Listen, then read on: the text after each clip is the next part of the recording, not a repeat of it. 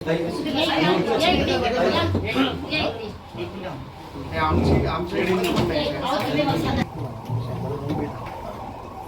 घटना हा जो पट्टा आहे म्हणजे क्राईमच्या घटना म्हणजे अनह्युमन क्राईम असं बोलतो आपण, तशा जरा वाढायला लागल्या आणि याच्या मागे काय आता आहे ते तुम्हाला तपास करावा लागेल.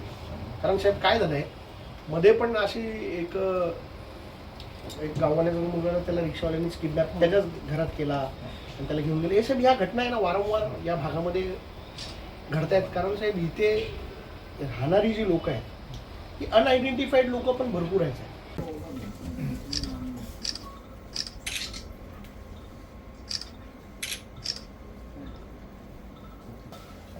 कडक कलम लावा.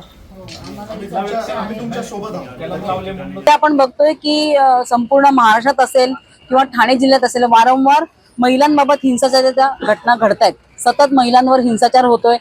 आज आता आम्ही इथे मानपाडा पोलीस स्टेशनला आलोय. त्यावेळी देखील इथल्या एका त्या रिसेप्शनिस्ट मुलीवर त्या मुलाने जो काही हल्ला केला आणि तिला जसं लाथ वगैरे मारली ते बघता असे हल्ले अनेकदा झालेत.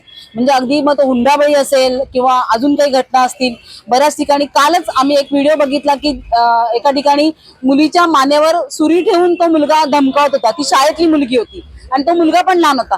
ही हिंमत का वाढते? हे सध्या असे प्रकार महिलांच्या बाबतीत का घडतात? याला जबाबदार कोण आहे आणि महिलांचं रक्षण कोणी करणार आहे की नाही?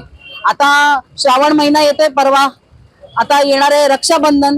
तर मला असं वाटतं की आमची रक्षा करणारा कोणी भाऊ या महाराष्ट्रामध्ये आहे का? तो कोण आहे? गृहमंत्री याची जबाबदारी घेणार आहे का? त्यासाठी मी सर्व महिलांना, महाराष्ट्रातल्या सर्व महिलांना, ठाणे जिल्ह्यातल्या सर्व महिलांना आवाहन करते की तुमच्या राख्या ज्या आहेत त्या आमच्याकडे पाठवा. आम्ही त्या राख्या गृहमंत्रालयामध्ये गृहमंत्र्यांपर्यंत पोहोचू. आमची रक्षणाची जबाबदारी गृहमंत्री घेणार का हा आमचा सवाल आहे. आमची राखी त्या सैनिकांच्या ऐवजी गृहमंत्र्यांकडे पोहोचेल आणि गृहमंत्री जबाबदारी घेणार का याचं उत्तर त्यांना द्यावं लागेल. जेव्हापासून आमदार म्हणून गेला आहेत ना आतमध्ये आणि सत्ता त्यांची आलेली आहे तेव्हापासून चित्रावाघ यांचं तोंड शिवलेलं आहे. त्या अजिबातच कुठल्याही महिलांच्या विषयावर अजिबात बोलत नाहीयेत. इतर वेळेस त्या अगदी आकांड तांडव करायच्या, अगदी भांडायला यायच्या, नळावर पाणी भरताना महिला भांडतात त्या स्टाईलमध्ये. परंतु आता त्यांचे एवढे अत्याचार होतात महिलांवर, गृह मंत्रालय काही करत नाहीयेत. पोलीस हातावर हात ठेवून महिला आयोग झोपलाय. या सगळ्या पार्श्वभूमीवर त्यांच्या कुठल्याच महिला ज्या अगोदर कचा भांडायच्या त्या अजिबात महिलांविषयी बोलत नाहीयेत आणि त्यामुळे सपशेल गृहमंत्री फेल झालेले आहेत.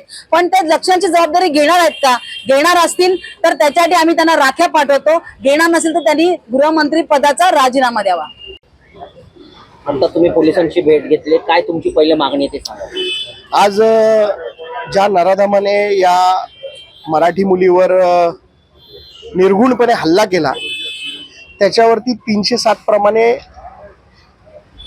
हत्येचा प्रयत्न हा गुन्हा दाखल करावा अशी मागणी आम्ही पोलिसांकडे केलेली आहे आणि अतिरिक्त कलम त्याच्यावर लावावे अशी मागणी देखील आज शिवसेना उद्धव बाळासाहेब ठाकरे पक्षाकडनं आम्ही पोलीस यंत्रणेकडे केलेली आहे.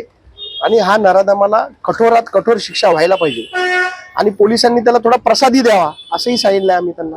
आणि ही मागणी आम्ही पोलिसांकडे आता केलेली आहे आणि पुढच्या काळामध्ये अशा कृत्य करणाऱ्या लोकांची हिंमत होणार नाही असं एक उदाहरण पोलिसांनी लोकांसमोर ठेवावं. अविनाश जाधव यांनी आरोप केला आहे की मला रात्री 3 वाजता उचललं जातं, मग त्या आरोपीला 22 तास लागतात, वरून आमचाच पदाधिकारी त्यांना आरोपीला हजर करतात. नाही, आता मला त्या राजकारणात पडायचं नाही. कोणी त्याला पकडून दिला, कसा तो ताब्यात पोलिसांच्या आला हे रात्री आपण बघितलं असेल. तिथल्या काही नागरिकांच्या माध्यमातून आणि काही पदाधिकाऱ्यांच्या माध्यमातून तो पोलिसांच्या ताब्यात आलेला आहे. परंतु पोलिसांचं अपयश मी म्हणेन की 22 तास तो आरोपी पोलिसांना भेटून येत नव्हता. कारण या भागामध्ये जे राहणारे लोक आहेत रहिवासी यांचं आयडेंटिफिकेशन होत नाही आणि मोठ्या प्रमाणात इथे इल्लीगल वस्ती देखील वाढलेली आहे. त्याच्यामुळे पोलिसांनी आपली यंत्रणा जरा सुसज्ज करावी अशी विनंती पोलिसांना देखील आहे माझी. आपण मागे धावपळ करतात. त्यांना सकाळी कळलं असेल की आम्ही येणार आहोत भेटायला म्हणून 2-3 लोक लपून छपून निवेदन द्यायला आले. सत्ताधाऱ्यांना जर पोलीस स्टेशन मध्ये येऊन पोलिसांची भेट घेऊन आरोपीला पकडा असं सांगावं लागत असेल ही सत्ताधाऱ्यांसाठी लाजिरवाणी गोष्ट आहे असं मला म्हणणं आहे.